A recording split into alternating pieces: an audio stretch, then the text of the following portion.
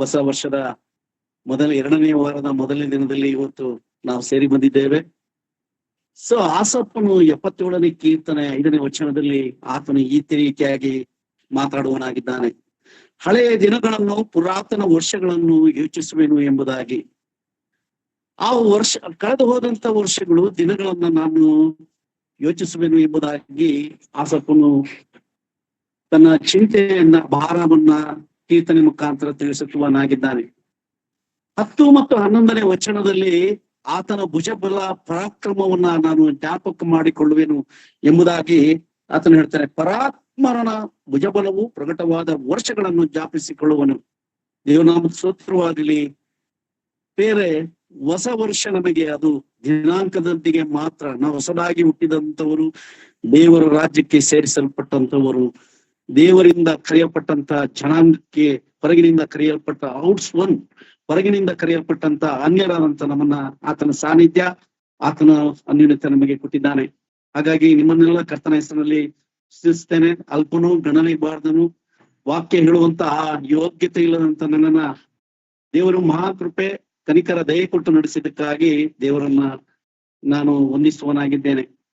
ಬೇರೆ ಈ ದಿನ ಸಹಿತ ನಾನು ನಿಮ್ಮೊಟ್ಟಿಗೆ ಮಾತಾಡಿಕೊಳ್ಳುವಂಥದ್ದು ಏನೆಂಬುದಾಗಿ ನಾನು ಹೇಳುವಾಗ, 84ನೇ ಕೀರ್ತನೆಯಲ್ಲಿ ಕೆಲವು ವಚನಗಳು ನಾನು ಸತ್ಯವೇದಕ್ಕೆ ತೆಗೆದುಕೊಂಡಿದ್ದೇನೆ. ಆದ್ರೆ ಒಂದು ವಿಷಯವನ್ನು ನಿಮ್ಮೊಟ್ಟಿಗೆ ನಾನು ಹೇಳ್ತೇನೆ. ಅದು ಯಾವುದೆಂದರೆ, ವಾಕ್ಯವನ್ನು ಓದುವುದಕ್ಕೆ ನಮ್ಮ ಮಧ್ಯೆ ಯಾರಾದ್ರೂ ನನಗೆ ಸ್ವಲ್ಪ ಸಹಾಯ ಮಾಡಬಹುದು. 84ನೇ ಕೀರ್ತನೆ 10ನೇ ವಚನದಲ್ಲಿ ಕೀರ್ತನೆಗಾರನು ಬಹಳ ಸ್ಪಷ್ಟವಾಗಿ ಈ ರೀತಿ ಬರೆಯುತ್ತಿದ್ದಾನೆ. ಪ್ರಿಯರೇ, 84ನೇ ಕೀರ್ತನೆ 10ನೇ ವಚನದಲ್ಲಿ ಯಾರಾದ್ರೂ ಓದಬಹುದು ದೇವರ ವಾಕ್ಯವನ್ನ. ನಿನ್ನ ಆಲಯದ ಅಂಗಳಗಳಲ್ಲಿ ಸಹಸ್ರ ದಿನಗಳಿಗಿಂತ ಉತ್ತಮವಾಗಿದೆ. ದುಷ್ಟರ ಗುಡಾರಗಳಲ್ಲಿ ವಾಸಿಸುವುದಕ್ಕಿಂತ ನನ್ನ ದೇವರ ಆಲಯದ ಬಾಗಿಲನ್ನು ಕಾಯ್ದುಕೊಂಡಿರುವುದೇ ಲೇಸು. ದೇವನಾಮದ ಸ್ತೋತ್ರವಾಗಲಿ. ಪ್ರಿಯರೇ, 84ನೇ ಕೀರ್ತನೆ 10ನೇ ವಚನದಲ್ಲಿ ಬಹಳ ಸ್ಪಷ್ಟವಾಗಿ ಬರೆಯಲ್ಪಟ್ಟಿದೆ. 2ನೇ ವಚನ ನನ್ನ ಸಂದೇಶಕ್ಕೆ ಅದು ಆಧಾರವಾಗಿದೆ. ಪ್ರಿಯರೇ, ಆತನು ಕೀರ್ತನೆಗಾರನು ಹೇಳುತ್ತಾನೆ, ನಿನ್ನ ಆಲಯದ ಅಂಗಳದಲ್ಲಿ ಕಳೆದ ಒಂದು ದಿನವು ಬೇರೆ ಸಹಸ್ರಾದಿನಕ್ಕಿಂತ ಉತ್ತಮವಾಗಿದೆ. ಕಳೆದ ವಾರ ನಾವು ಆರಾಧನೆಯಲ್ಲಿ ಆತನ ಅಂಗಳದಲ್ಲಿ, ಅಲ್ಲಿ ಸಕಲವಾದಂತ ಸಮಾಧಾನ, ವೈಭವ, ವಿಶಿಷ್ಟವಾದಂತ ಆನಂದ, ರಮಣೀಯವಾದದ್ದು ಆತನಲ್ಲಿ. ಹಾಗಾಗಿ ಆತನು ಹೇಳುತ್ತಾನೆ, ಯೆಹೋವನ ಬಾಗಿಲನ್ನು ಕಾಯ್ದುಕೊಂಡಿರುವುದು ಎಷ್ಟೋ ಲೇಸು. ಪ್ರಿಯರೇ, ಸಮೃದ್ಧಿ ಮತ್ತು ಸಂತೃಪ್ತಿ ಇದೆ. ಸಮೃದ್ಧಿ ಬೇರೆ, ಸಂತೃಪ್ತಿ ಬೇರೆ. ಹಾಗಾಗಿ ಆತನ ವಾಕ್ಯವೆಂಬವನ ವಿಷಯದಲ್ಲಿ ನಾವು ಸಮೃದ್ಧಿ ಮತ್ತು ಸಂತೃಪ್ತಿಯನ್ನು ಹೊಂದುವಂತವರಾಗಿದ್ದೇವೆ. ಸಮಾಧಾನ ನಮ್ಮ ಜೀವಿತದಲ್ಲಿ ನೆಲೆಗೊಂಡಿದೆ. ನೀನು ನನ್ನಲ್ಲಿಯೂ ನನ್ನ ವಾಕ್ಯವು ನಿನ್ನಲ್ಲಿ ನೆಲೆಗೊಂಡಿದ್ದರೆ ಏನು ಬೇಕಾದ್ರೂ ಕೇಳಿರಿ. ದೇವರು ತನ್ನ ವಾಗ್ದಾನವನ್ನು ಮರೆತು ಬಿಟ್ಟನೋ, ಆತನ ಕನಿಕರ ದಯೆ ಮರೆತು ಬಿಟ್ಟನೋ ಎಂಬುದಾಗಿ ಆಸಪ್ಪನು ಹೇಳುತ್ತಿದ್ದಾನೆ. ಈ ಆಸಪ್ಪನು ಯಾರು? ದಾವಿದನ ಸಿಂಹಾಸ ಅರಮನೆಯಲ್ಲಿ ಆತನು ವಾದ್ಯಗೋಷ್ಠಿಯ ಮುಖ್ಯಸ್ಥನಾಗಿದ್ದನು. ಆತನು ಹಲವು ಕೀರ್ತನೆಗಳನ್ನು ಬರೆದಿದ್ದಾನೆ. ಪ್ರಿಯರೇ, ಹಾಗಾಗಿ ಇವತ್ತು ನಿಮ್ಮ ಮುಂದೆ ನಿಂತುಕೊಳ್ಳುವಂತ ಯೋಗ್ಯತೆ ನನಗಿಲ್ಲ. ಕರ್ತನಾದ ಯೇಸು ಕ್ರಿಸ್ತನು ರೋಮಪತ್ರಿಕೆಯಲ್ಲಿ ಹೇಳ್ತಾನೆ, ನೀವು ನನಗೆ ಅಮೂಲ್ಯರು ಎಂಬುದಾಗಿ. ದೇವಜನರ ನಿಮ್ಮ ಮಧ್ಯೆ ನಿಂತು ಪ್ರಸಂಗಿಸುವುದು ನನಗೆ ಅತಿ ಶ್ರೇಷ್ಠ, ಅತಿ ಆನಂದ.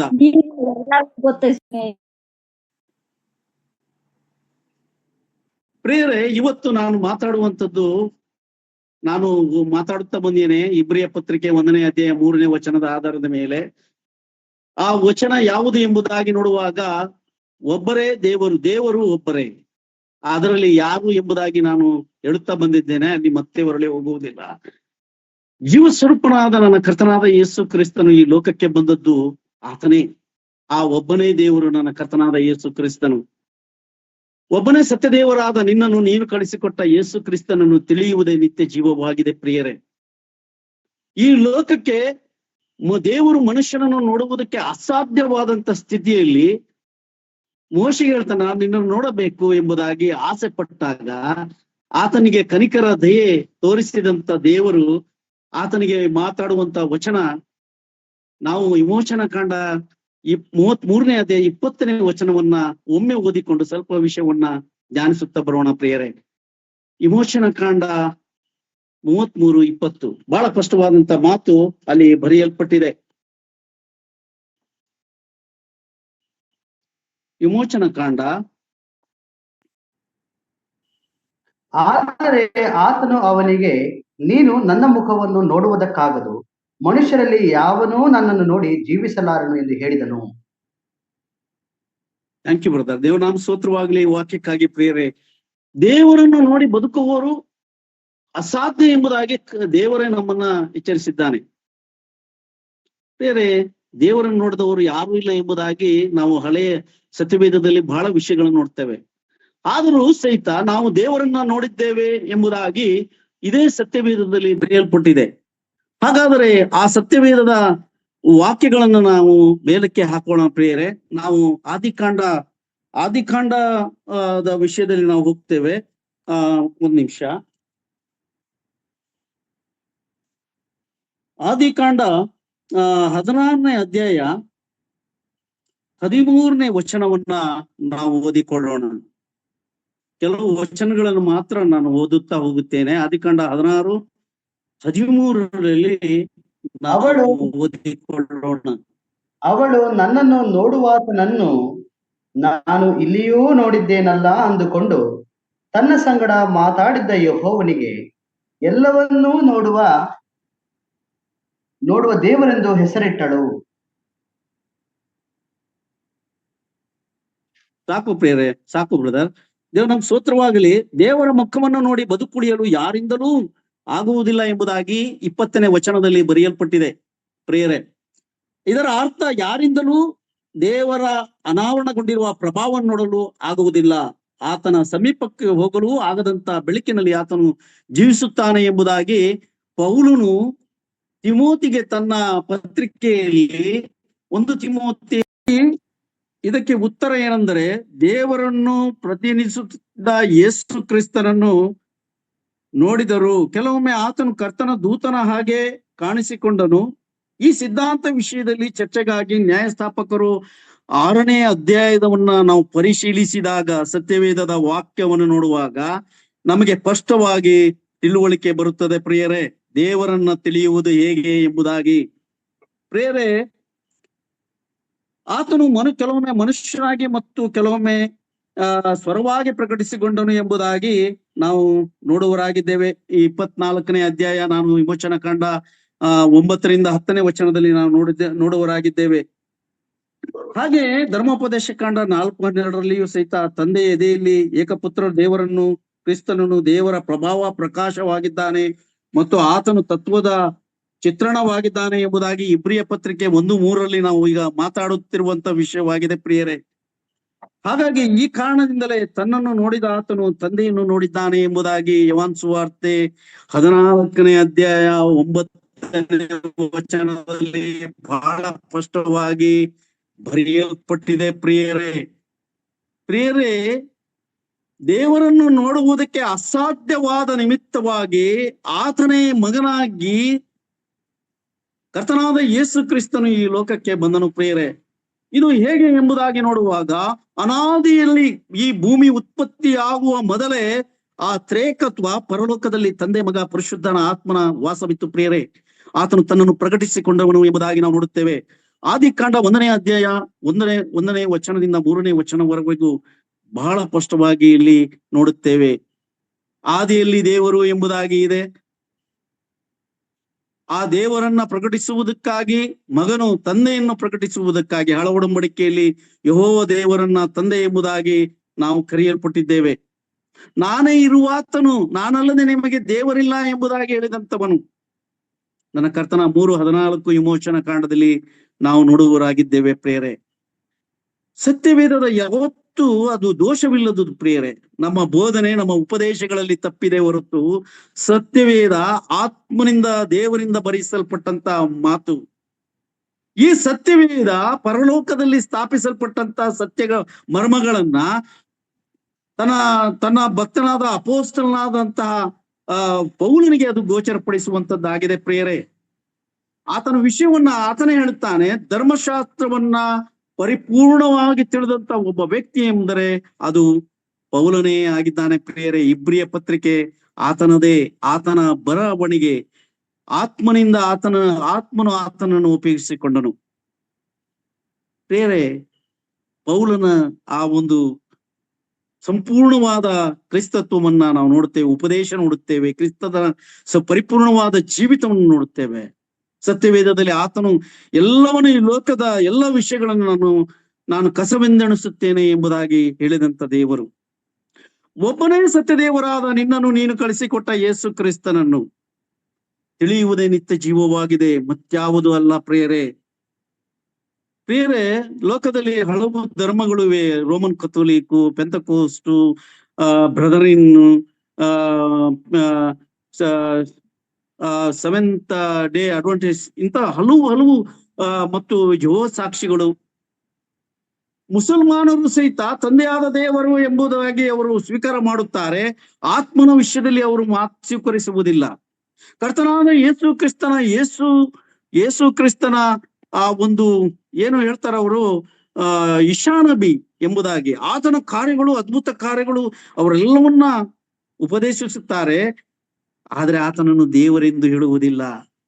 ನನ್ನ ಕರ್ತನಾದ ಯೇಸು ಕ್ರಿಸ್ತನನ್ನು ದೆವ್ವಗಳು ಸಹಿತ ಪರಾತ್ಮನ ದೇವರ ಪುತ್ರನೇ, ಮಗನೇ, ನಮ್ಮ ಗೊಡುವೆ ನಿನಗೇಕೆ ಎಂಬುದಾಗಿ. ಬೇರೆ ಸತ್ಯವೇದದಲ್ಲಿ ಎಷ್ಟು ಆಳವಾದಂತ ಮಾತುಗಳು, ವೈಭವೀಕರಿಸುವಂತ ಆ ದೇವರ ಮಹಿಮೆಯನ್ನು ಪ್ರಕಟಿಸುವಂತ. ಪ್ರಿಯರೇ, ನಾವು ವಾಕ್ಯ ಸಂದೇಶವನ್ನು ಹೇಳುವಾಗ ನಾವು ವಾಕ್ಯವನ್ನ ಗೆಲ್ಲುವುದಲ್ಲ, ವಾಕ್ಯ ಎಂಬುವನ ಹೃದಯವನ್ನ ನಾವು ಗೆಲ್ಲುವರಾಗಿರಬೇಕು. ಹೃದಯದ ಆಲೋಚನೆಗಳನ್ನ ಗ್ರಹಿಸಿ ನನ್ನ ಕರ್ತನಾದ ಯೇಸು ಕ್ರಿಸ್ತನು ಈ ಲೋಕದಲ್ಲಿ ಮಾತಾಡಿದ್ದಾನೆ.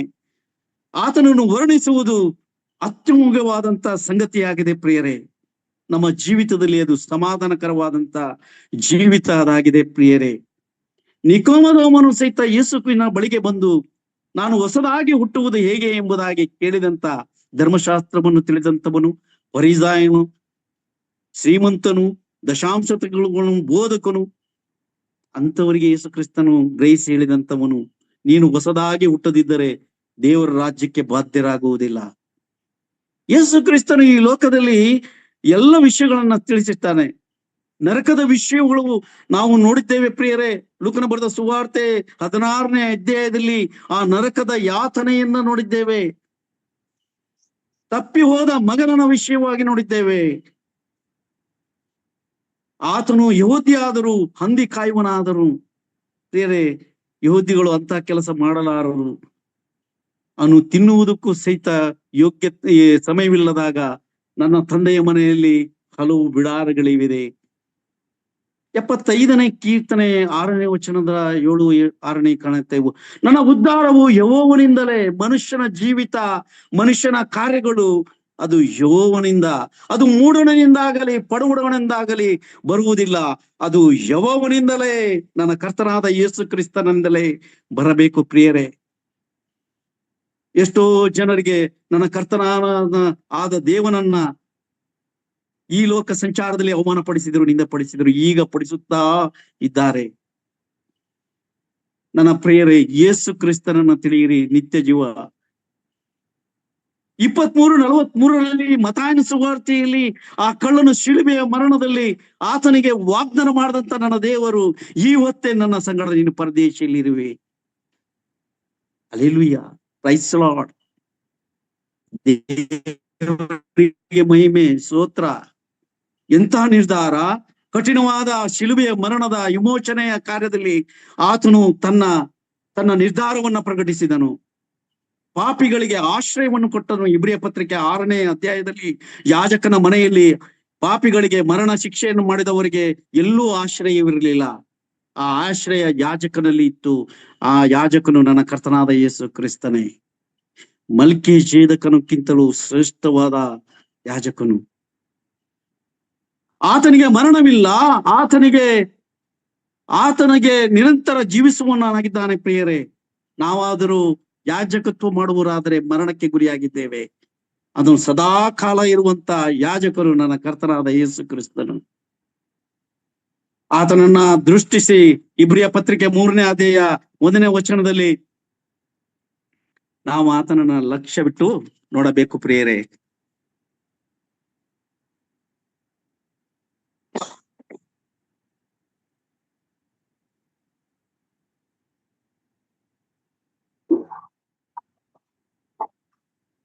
ನನ್ನ ಕರ್ತನಾದ ಯೇಸು ಕ್ರಿಸ್ತನ ವಿಷಯದಲ್ಲಿ ನಾವು 7ನೇ ವಚನದಲ್ಲಿ ಯೇಸು ಕ್ರಿಸ್ತನು ಹೇಳಿದಂತ ಮಾತುಗಳು, ಇವರ ದೇವರೆನಿಸಿಕೊಳ್ಳುವುದಕ್ಕೆ ನಾನ್ ನಾಚಿಕೊಳ್ಳುವುದಿಲ್ಲ.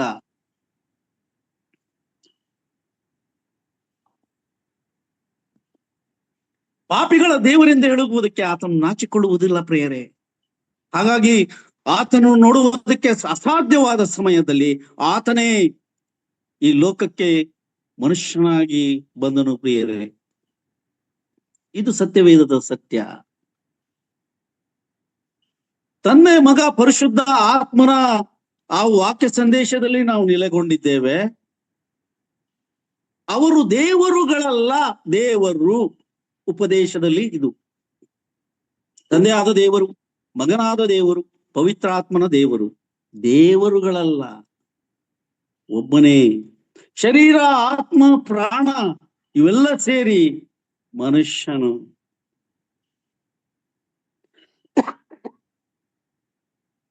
ಪ್ರಿಯರೇ, ಆ ನನ್ನ ಕರ್ತನಾದ ಯೇಸು ಕ್ರಿಸ್ತನು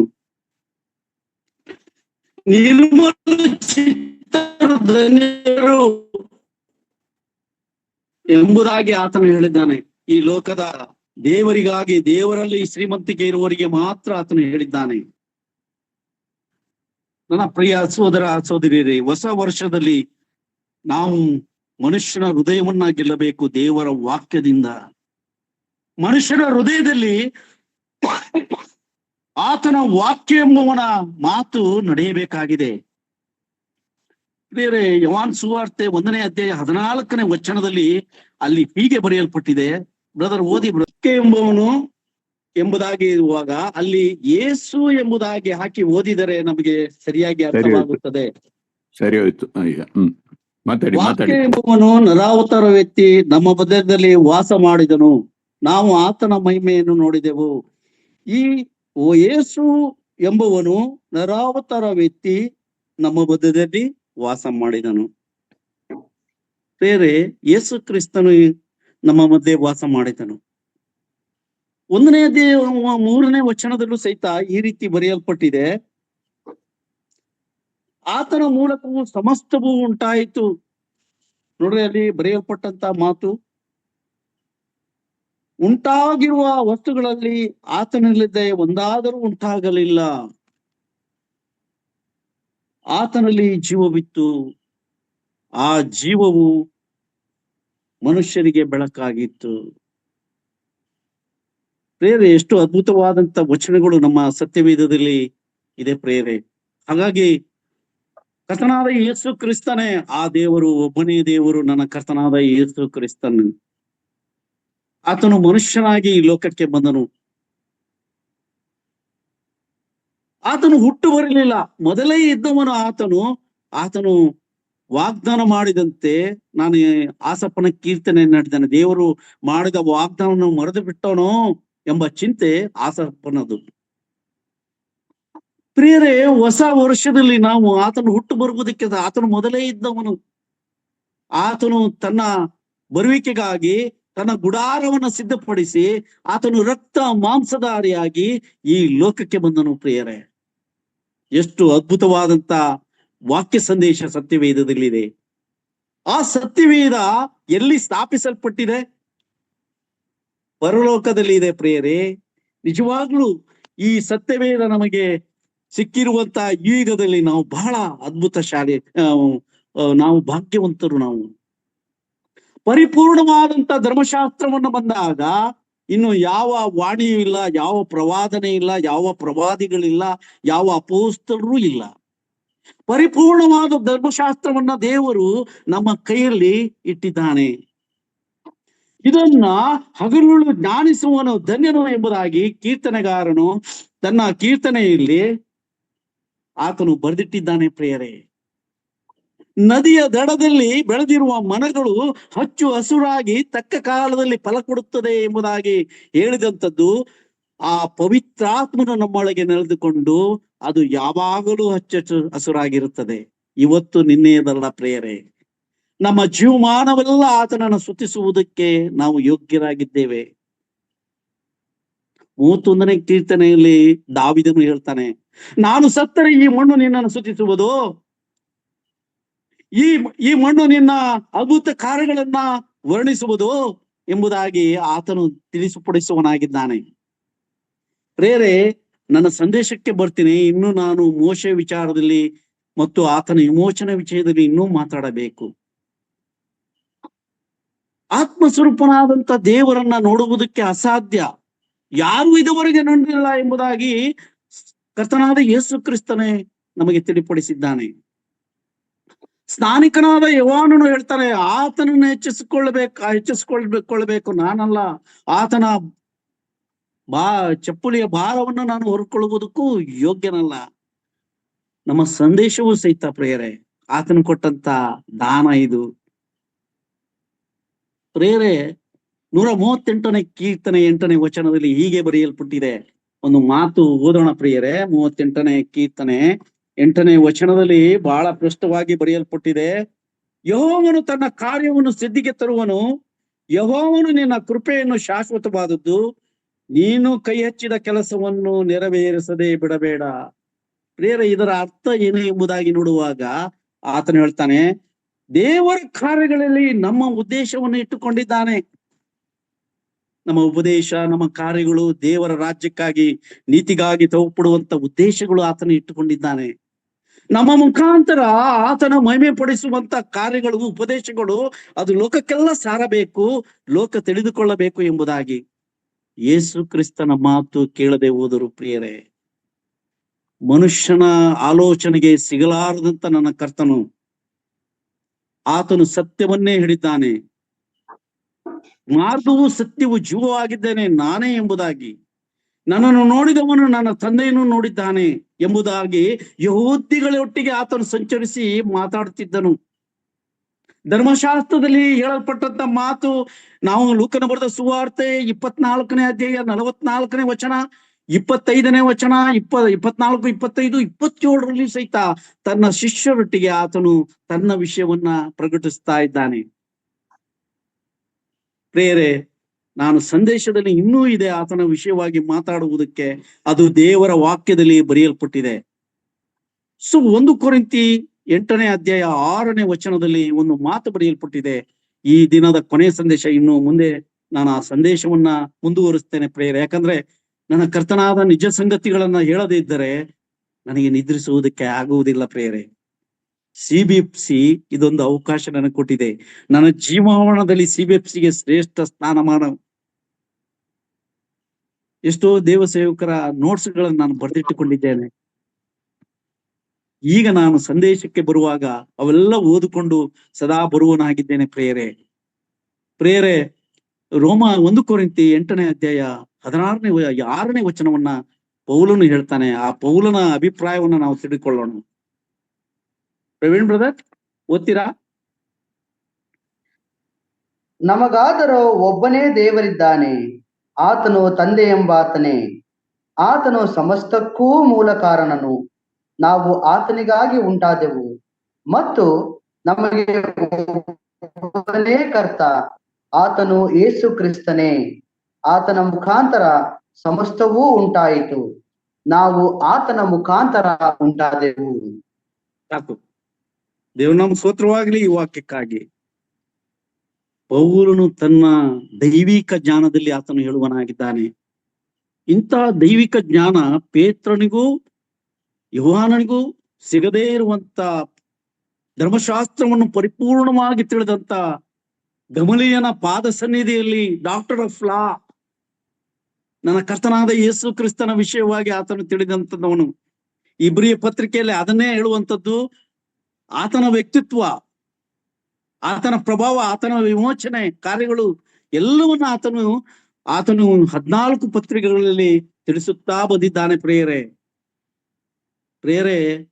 ಆತನು ಹೇಳುವ ತಂದೆಯಾದ ದೇವರು ಒಬ್ಬನೇ, ಆತನಿಂದಲೇ ಸಮಸ್ತ ಉಂಟಾದವು ಮತ್ತು ವಿಶ್ವಾಸಿಗಳು ಆತನವರೆಂದು ತಿಳಿಸಿದ್ದಾನೆ. ನಾವೆಲ್ಲ ಆತನವರು. ಯಾರು ಆತನನ್ನು ಅಂಗೀಕರಿಸಿದರು, ಆತನ ಹೆಸರಿನ ನಂಬಿಕೆ ಇಟ್ಟರು, ಅವರಿಗೆ ದೇವರ ಮಕ್ಕಳಾಗುವ ಅಧಿಕಾರ ಕೊಟ್ಟನು. ಯೋಹಾನ ಸುವಾರ್ತೆ 1ನೇ ಅಧ್ಯಾಯ 12ನೇ ವಚನ. ಪಾಪ ಅಪರಾಧಗಳಿಂದ ಸತ್ತಂತ ನಮ್ಮನ್ನ ಎಫೆಸ ಪತ್ರಿಕೆ 2ನೇ ಅಧ್ಯಾಯ 1ನೇ ವಚನ. ನಾವು ಲೋಕವು ಸಹಿತ ಇವತ್ತು ಪಾಪ ಅಪರಾಧಗಳಿಂದ ಸತ್ತವರು. ಅಪೊಸ್ತಲರ ಕೃತ್ಯ 17ನೇ ಅಧ್ಯಾಯ 30ನೇ ವಚನದಲ್ಲಿ, ತಡವಾದರೂ ಹೃದಯನನ್ನು ಕಂಡುಕೊಳ್ಳಾರು. ಎಷ್ಟು ಭರವಸೆ, ಎಷ್ಟು ತಾಳ್ಮೆ, ಎಷ್ಟು ಕನಿಕರ ಆತನಿಗೆ. ಆತನು ಎಷ್ಟು ಸಮಯ ನಮಗ್ ಕೊಡಬೇಕು ನಮ್ಮ ಜೀವಯಾತ್ರೆಯಲ್ಲಿ ಪ್ರೇರೆ. ನಮ್ಮ ಮೊದಲನೇ ದಿನ ಮತ್ತು ಕೊನೆಯ ದಿನ ಆತನಿಗೆ ತಿಳಿದಿದೆ. 139ನೇ ಕೀರ್ತನೆಯಲ್ಲಿ ಬರೆಯಲ್ಪಟ್ಟಿದೆ ಪ್ರಿಯರೇ. ನಮ್ಮ ಮರಣವನ್ನ ತಪ್ಪಿಸುವುದಕ್ಕೆ ಈ ಲೋಕದ ಸಕಲ ಐಶ್ವರ್ಯ ಈಡುಗಳನ್ನ, ಬಳ್ಳಿ ಬಂಗಾರಗಳನ್ನು ಕೊಟ್ಟರೂ ಸಾಧ್ಯವಿಲ್ಲ ಎಂಬುದಾಗಿ 49ನೇ ಕೀರ್ತನೆಯಲ್ಲಿ ಬರೆಯಲ್ಪಟ್ಟಿದೆ ಪ್ರಿಯರೇ. ಹಣದಿಂದ ಏನೂ ಸಾಧ್ಯವಿಲ್ಲ. ಜೀವ ಕೊಡುವನು ನನ್ನ ಕರ್ತನಾದ ಯೇಸು ಕ್ರಿಸ್ತನು. 49ನೇ ಕೀರ್ತನೆ ನೋಡಿರಿ ಪ್ರಿಯರೇ. ನಾವು ಒಳ್ಳೆಯ ಹಾಸಿಗೆಯನ್ನು ಕೊಂಡುಕೊಳ್ಳಬಹುದು, ನಿದ್ರೆಯನ್ನು ಕೊಂಡುಕೊಳ್ಳುವುದಕ್ಕೆ ನಮ್ಮಿಂದ ಸಾಧ್ಯವಿಲ್ಲ ಪ್ರಿಯರೇ. ಜೀವವನ್ನ ಉಳಿಸುವುದಕ್ಕೆ ಕೋಟ್ಯಾನುಕೋಟಿ ಲೋಕದಲ್ಲಿ ಜನ ಖರ್ಚು ಮಾಡುತ್ತಿದ್ದಾರೆ. ಜೀವ ಕೊಡುವನು ನನ್ನ ಕರ್ತನಾದ ಯೇಸು ಕ್ರಿಸ್ತನು. ಆಯಸ್ಸನ್ನು ವೃದ್ಧಿಪಡಿಸುವನು ನನ್ನ ಕರ್ತನಾದ ಯೇಸು ಕ್ರಿಸ್ತನು. ಆತನೇ ತಂದೆಯಾದ ದೇವರು ಒಬ್ಬನೇ, ಆತನೇ ನನ್ನ ಕರ್ತನಾದ ಯೇಸು ಕ್ರಿಸ್ತನು. ಆ ಒಬ್ಬನೇ ಸತ್ಯದೇವರಾದ ನನ್ನನ್ನು ತಿಳಿಪಡಿಸುವುದೇ ನಿತ್ಯ ಜೀವವಾಗಿದೆ ಪ್ರಿಯರೇ. ನಾನು ಓದಿಕೊಂಡು ಬಂದಂತ ಮಾತುಗಳೇ ಬೇರೆ, ಇಲ್ಲಿ ಮಾತಾಡುವಂತ ವಿಷಯಗಳೇ ಬೇರೆ ಬಂದವು. ನಿಜವಾಗ್ಲೂ ನನಗೆ ನಾನು ಹೇಳಬೇಕಾದ ವಿಷಯಗಳು ಬಹಳ ಇತ್ತು ಪ್ರಿಯರೇ. ಯಾಕಂದ್ರೆ ಈ ನಗ್ನವಾದ ಕಣ್ಣಿನಿಂದ ಆತನನ್ನು ನೋಡುವುದಕ್ಕೆ ಸಾಧ್ಯವೇ ಇಲ್ಲ ಪ್ರಿಯರೇ. ಯಶಾಯನು ನೋಡಿದನು ಎಂಬುದಾಗಿ ಹೇಳುವಾಗ ಅದೇ ನನ್ನ ಕರ್ತನಾದ ಯೇಸು ಕ್ರಿಸ್ತನು. ಆತನು ದೂತನಾಗಿಯೂ ಸ್ವರವಾಗಿಯೂ ಆತನು ಕಾಣಿಸಿಕೊಂಡನು ಎಂಬುದಾಗಿ ಇದು ಸತ್ಯವೇದದ ಸತ್ಯ ಪ್ರಿಯರೇ. ಈ ಹೊಸ ವರ್ಷದಲ್ಲಿ ನಾವು ಮನುಷ್ಯರ ಹೃದಯವನ್ನ ಪ್ರಸಂಗದ ಮೂಲಕ ಗೆಲ್ಲಬೇಕು. ಆ ಇಬ್ರಿಯ ಪತ್ರಿಕೆ 4:12 ಹೇಳ್ತಾನೆ, ದೇವರ ವಾಕ್ಯವು ಇಬಾಯಿ ಕತ್ತಿಗೆ ಸಮವಾದದ್ದು, ಇದು ಜೀವ ಕೊಡುವಂಥದ್ದು. ಲೋಕದಲ್ಲಿ ಎಷ್ಟೋ ಪುಸ್ತಕಗಳಿವೆ ಪ್ರಿಯರೇ, ಅದಕ್ಕೆ ಜೀವವಿಲ್ಲ. ಜೀವ ಇರುವಂತದ್ದು ನನ್ನ ಕರ್ತನಾದ ಯೇಸು ಕ್ರಿಸ್ತನ ವಾಕ್ಯ ಎಂಬುವನ ಮಾತು ಪ್ರಿಯರೇ. ಈ ಸ್ಥಿತಿಗೆ ಬರುವುದಕ್ಕಾಗಿ 56ನೇ ಕೀರ್ತನೆ 8ನೇ ವಚನ ಹೀಗೆ ಹೇಳುತ್ತದೆ, ನನ್ನ ಕಣ್ಣೀರು ನಿನ್ನ ಬುದ್ದಲಿಯಲ್ಲಿ ತುಂಬಿಟ್ಟುಕೊಂಡಿದ್ದೆ ಎಂದು ನಿನ್ನ ಪುಸ್ತಕದಲ್ಲಿ ಬರೆದಿಟ್ಟುಕೊಂಡಿದ್ದಿದೆಯಲ್ಲ. ಪ್ರಿಯರೇ, ಈ ಪ್ರಸಂಗ ಬರಬೇಕಾದರೆ ನನ್ನ ಕಣ್ಣೀರುಗಳು ಆತನಿಗೆ ತಿಳಿದಿದೆ, ನನ್ನ ಆಲೋಚನೆ ಆತನಿಗೆ ತಿಳಿದಿದೆ, ನನ್ನ ಹೃದಯದ ಸಕಲ ಕಾರ್ಯಗಳು ಆತನಿಗೆ ತಿಳಿದಿದೆ. ಪರಿಶುದ್ಧತೆ ಇಲ್ಲದೆ ದೇವರನ್ನು ಮೆಚ್ಚಿಸುವುದಕ್ಕೆ ಅಸಾಧ್ಯ. ದೇವರು ಪರಿಶುದ್ಧನಾಗಿದ್ದಾನೆ. ಮೋಸ, ವಂಚನೆ, ಕಪಟ, ಕುಯುಕ್ತಿ ಯಾವುದು ಆತನ ಬಳಿಗೆ ತಂಗಲಾರದು. ಆತನು ಅಗಮ್ಯ ಬೆಳಕಿನಲ್ಲಿ ಪರಿಶುದ್ಧತೆಯಲ್ಲಿ ವಾಸ ಮಾಡುವಂತವನು. ನನ್ನ ಕರ್ತನಾದ ಪ್ರತಿಯೊಬ್ಬರ ಹೃದಯಗಳನ್ನು ಪರೀಕ್ಷಿಸುವಂತವನು ಆತನೇ ಆಗಿದ್ದಾನೆ. ಆತನಿಗೆ ನಮ್ಮ ಹೃದಯವು ಬೆಳಕಾಗಿದೆ, ದೀಪವಾಗಿದೆ ಎಂಬುದಾಗಿ ಜ್ಞಾನೋಕ್ತಿಯಲ್ಲಿ ಬರೆಯಲ್ಪಟ್ಟಿದೆ. ಹಾಗಾಗಿ ಪ್ರಿಯರೇ, ಹೊಸ ವರ್ಷದಲ್ಲಿ ನನ್ನ ಕರ್ತನಾದ ಯೇಸು ಕ್ರಿಸ್ತನನ್ನ ಪೂರ್ಣ ದೇಶದಿಂದ ಬಂದಂತ ಆ ಜೋಯಿಸರು, ಅನ್ಯರು, ಯಹೂದಿಗಳನ್ನ ನಾಚಿಸುವುದಕ್ಕಾಗಿ ದೇವರು ಮಾಡಿದ ವಾಗ್ದಾನಗಳನ್ನ, ಆ ದಿನವನ್ನ ಗುರಿ ಇಟ್ಟುಕೊಂಡು ಆ ದೇವರನ್ನ ಹಿಂಬಾಲಿಸಿ ಬಂದಂತ ಆ ಜೋಯಿಸರು, ಅವರು ಕ್ರಿಸ್ತನ ಆರಾಧನೆ ಮಾಡಿದರು. ಈ ಲೋಕದಲ್ಲಿ ಗಣನೆಗೆ ಬಾರದಂತಹ ಜನರನ್ನ, ಅಂದ್ರೆ ಕುರುಬರನ್ನ ಯಾವ ನ್ಯಾಯಾಲಯದಲ್ಲಿ ಸಹಿತ ಅವರ ಸಾಕ್ಷಿ ಅಂಗೀಕರಿಸುವುದಿಲ್ಲ. ಆ ಗಣನೆ ಬಾರದವರಿಗೆ ದೇವದೂತನೇ ಬಂದು ಆ ಶುಭ ಸಮಾಚಾರವನ್ನು ಪ್ರಕಟಿಸಿದನು. ನಾವು ಕಣ್ಣಿದ್ದು ಕುರುಡ ಆಗಿರಬಾರದು. ನಾವು ಬಾಯಿದ್ದು ಮೂಕರಾಗಿರಬಾರದು. ಸೌಲನು ದೇವರ ಸಾನ್ನಿಧ್ಯದಿಂದ ತಪ್ಪಿ ಹೋದನು, ಸೊಲೊಮೋನನು ತಪ್ಪಿ ಹೋದನು. ದಾವೀದನು ಹೇಳ್ತಾನೆ, ನಿನ್ನ ಸಾನ್ನಿಧ್ಯ ನನ್ನಿಂದ ತಳ್ಳಬೇಡ. ಆತನ ಮನಮರುಗಿದನು, ದುಃಖಿಸಿದನು, ಪ್ರಾರ್ಥಿಸಿದನು, ಬೇಡಿಕೊಂಡನು. ಪ್ರಿಯರೇ, ನಿನ್ನ ಜೀವಿತ ಇವತ್ತು ಹೇಗಿದೆ? ನಾವು ಯಾತಕ್ಕಾಗಿ ಜೀವಿಸ್ತಾ ಇದ್ದೇವೆ? 150ನೇ ಕೀರ್ತನೆ ಆ ಸಮಾಪ್ತಿಯ ಕೀರ್ತನೆ, ಸಮಾಪ್ತಿ ವಚನ ಹೀಗೆ ಬರೆಯಲ್ಪಟ್ಟಿದೆ. ಶ್ವಾಸ ಇರುವುದೆಲ್ಲವೂ ಯೆಹೋವನಿಗೆ, ಯಾಹುವಿಗೆ ಸ್ತೋತ್ರ ಮಾಡಲಿ. ಓದಿ ಪ್ರವೀಣ್ ಬ್ರದರ್, ಓದಿ. ಬಹಳ ಸ್ಪಷ್ಟವಾದಂತ ಮಾತು. ಶ್ವಾಸವಿರುವುದೆಲ್ಲವೂ ಯೆಹೋವನನ್ನು ಸ್ತುತಿಸಲಿ, ಯಾಹುವಿಗೆ ಸ್ತೋತ್ರ. ದೇವರ ನಾಮ ಸ್ತೋತ್ರವಾಗಲಿ. ಪ್ರಿಯರೇ, ಈ ಶ್ವಾಸ ಆತನನ್ನು ಸ್ತುತಿಸಬೇಕು. ಆತನು ಜೀವ ಸ್ವರೂಪನಾದಂತ ದೇವರು. ಬೇರೆ ಮತ್ತಾಯನ ಸುವಾರ್ತೆ 16:16 ನಾವು ನೋಡುತ್ತೇವೆ, ಪೇತ್ರನಿಗೆ ಹೇಳಿದಂತ, ಇದು ನರು ಮನುಷ್ಯನು ತಿಳಿಸಿದ್ದಲ್ಲ, ನನ್ನ ತಂದೆಯೇ ಆತನೇ ಆತನ ಮುಂದೆ ನಿಂತಿದ್ದಾನೆ. ಪ್ರಿಯರೇ,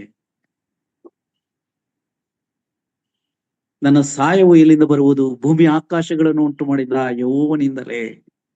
ಆ ಯೆಹೋವ ನನ್ನ ಕರ್ತನಾದ ಯೇಸು ಕ್ರಿಸ್ತನು. ಭೂಮಿ ಆಕಾಶಗಳನ್ನು ಉಂಟು ಮಾಡಿದನು. ಪ್ರಿಯರೇ, ವಸ್ತ್ರವಿಲ್ಲದ ದಿನಗಳಿತ್ತು, ಊಟವಿಲ್ಲದ ದಿನಗಳಿತ್ತು, ನಿದ್ರೆ ಇಲ್ಲದ ದಿನಗಳಿತ್ತು. ಆದರೆ ಇವತ್ತು ಆತನನ್ನ ಸ್ತುತಿಸುತ್ತಾ, ಆತನನ್ನ ಆರಾಧಿಸುತ್ತಾ, ಆತನನ್ನ ದಿನವೆಲ್ಲ ನೆನಪು ಮಾಡಿಕೊಳ್ಳುತ್ತಾ, ಮುಂಜಾನೆ ಎದ್ದು ಆತನನ್ನ ಸಾನ್ನಿಧ್ಯದಲ್ಲಿ ನಾವು ಪ್ರಾರ್ಥಿಸುವವರಾಗಿದ್ದೇವೆ. ಸಂಜೆ ವೇಳೆಯಲ್ಲೂ ಆತನನ್ನ ಕಳೆದಿದ್ದೇವೆ. ನನ್ನ ಉದ್ಧಾರ ಆತನಿಂದಲೇ. 75ನೇ ಕೀರ್ತನೆ. ಬಹಳ ನಿಮಗೆ ಒಂದು ಮಾತನ್ನ ನಾನು ಹೇಳಿ ಈ ಸಂದೇಶವನ್ನ ಮುಗಿಸ್ತೇನೆ. ಇನ್ನು ಈ ಸಂದೇಶವನ್ನು ನಾನು ಮುಂದುವರಿಸ್ತೇನೆ. 75ನೇ ಕೀರ್ತನೆಯಲ್ಲಿ ಹೀಗೆ ಬರೆಯಲ್ಪಟ್ಟಿದೆ, 6ನೇ ವಚನ. ಯಾಕಂದರೆ ಉದ್ಧಾರವು ಮೂಡಣದಿಂದಾಗಲಿ ಪಡುವಡಲದಿಂದಾಗಲಿ ಅರಣ್ಯದಿಂದಾಗಲಿ ಬರುವುದಿಲ್ಲ. ಆ ಸಾಯುವ ನನ್ನ ಕರ್ತನಾದ ಯೇಸು ಕ್ರಿಸ್ತನೇ. ನಮಗೆ ಸೂರಿಲ್ಲ, ಸೂರಾಯಿತು. ನಮಗೆ ಉದ್ಯೋಗ ಇಲ್ಲ, ಉದ್ಯೋಗವಾಯಿತು. ನಮ್ಮ ಕುಟುಂಬದ ಮಕ್ಕಳು ನಾವು ಏನ್ ಮಾಡ್ತಾರೋ ಎಂಬ ಆಲೋಚನೆ ಇತ್ತು. ದೇವರು ತನ್ನ ಹಸ್ತವನ್ನ, ತನ್ನ ಕನಿಕರ ದಯೆಯನ್ನು ತೋರಿಸಿ ಒಳ್ಳೆ ಉದ್ಯೋಗವನ್ನ ಕೊಟ್ಟು ಬೆಳೆಸಿದನು. ದೇವರ ರಾಜ್ಯಕ್ಕಾಗಿ, ನೀತಿಗಾಗಿ ನಮ್ಮ ಮನೆಯನ್ನೇ ನಾವು ಆತನಿಗೆ ಕೊಟ್ಟಿದ್ದೇವೆ. ಪ್ರಿಯರೇ, ಬಾಡಿಗೆ ಇಲ್ಲದೆ ಉಪಕಾರ ಮರಿಸುವವರು ಯಾರು ಇಲ್ಲ. ಆದರೆ ನಮ್ಮನ್ನು ಎಂದಿಗೂ ತೊರೆಯುವುದಿಲ್ಲ, ಎಂದಿಗೂ ಕೈ ಬಿಡುವುದಿಲ್ಲ. ಯಾರು ನನ್ನನ್ನು ಸನ್ಮಾನಿಸ್ತಾರೋ ಅವರನ್ನು ನಾನು ಸನ್ಮಾನಿಸ್ತೇನೆ. ಆ ಸನ್ಮಾನ ನಮಗೆ ಸಿಕ್ಕಿದೆ. ಪ್ರಿಯರೇ, ಹೊಸ ವರ್ಷದಲ್ಲಿ ನಿಮ್ಮ ಮುಂದೆ ನನ್ನ ಸಾಕ್ಷಿ ಹೇಳುವುದಕ್ಕೆ ನಾನು ಧನ್ಯನಾಗಿದ್ದೇನೆ. ಇದು ಸುಳ್ಳಲ್ಲ ಪ್ರಿಯರೇ. ಸತ್ಯವಂತನ ಮುಂದೆ ಸುಳ್ಳು ನಡೆಯುವುದೇ ಇಲ್ಲ. ನನ್ನ ಕರ್ತನಾದ ಯೇಸು ಕ್ರಿಸ್ತನನ್ನ ನಾವು ಅಂಗೀಕರಿಸಬೇಕಾದರೆ ನನ್ನ ತಾಯಿ ಮಾಡಿದ ಪ್ರಾರ್ಥನೆ.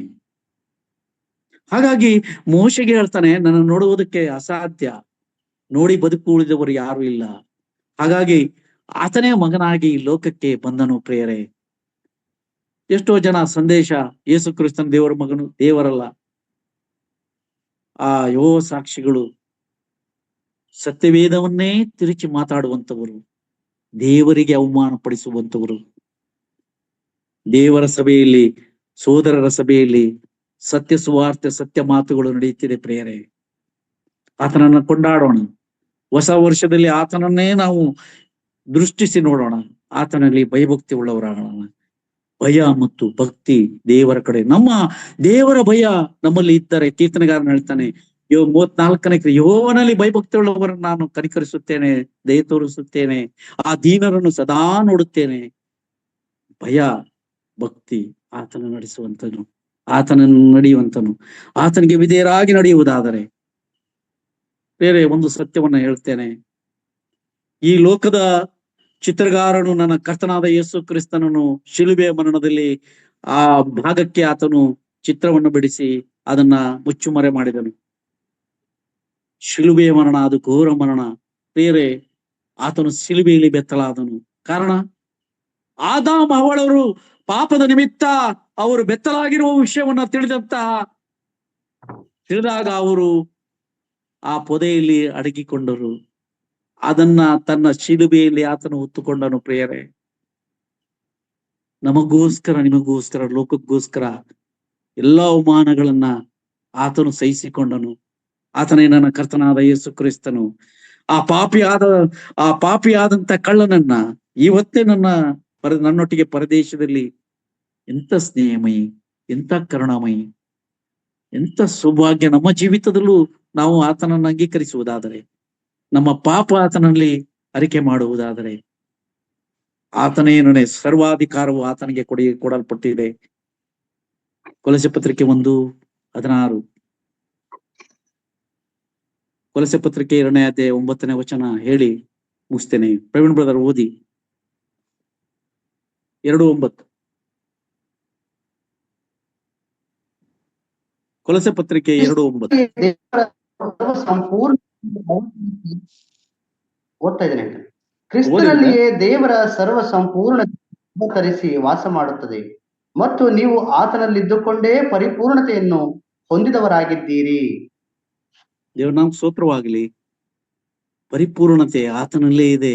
ಪೌಲನು ಆ ಮರ್ಮವನ್ನ ತಿಳಿಸುತ್ತಾನೆ ಪ್ರಿಯರೇ.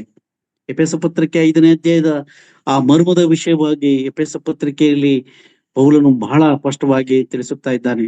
ಆ ಮರ್ಮಗಳು 19 ಮರ್ಮಗಳು ಹೊಸ ಒಡಂಬಡಿಕೆಯಲ್ಲಿ ಪ್ರಕಟವಾಯಿತು. ಆತನೇ ನನ್ನ ಕರ್ತನಾದ ಯೇಸು ಕ್ರಿಸ್ತನು. ಆತನೇ ಒಬ್ಬನೇ ದೇವರು, ಮತ್ಯಾರು ಇಲ್ಲ. ತಂದೆ, ಮಗ, ಪರಿಶುದ್ಧ ಆತ್ಮನು ಆತನೊಬ್ಬನೇ ಅದರಲ್ಲಿ ಪ್ರಕಟಿಸಿಕೊಂಡಂತ ದೇವರು ಪ್ರಿಯರೇ. ಹಾಗಾಗಿ ಈ ವಾಕ್ಯ ಭಾಗಗಳು ಹೊಸ ವರ್ಷದಲ್ಲಿ ನಿಮ್ಮನ್ನು ಆಶೀರ್ವದಿಸಲಿ.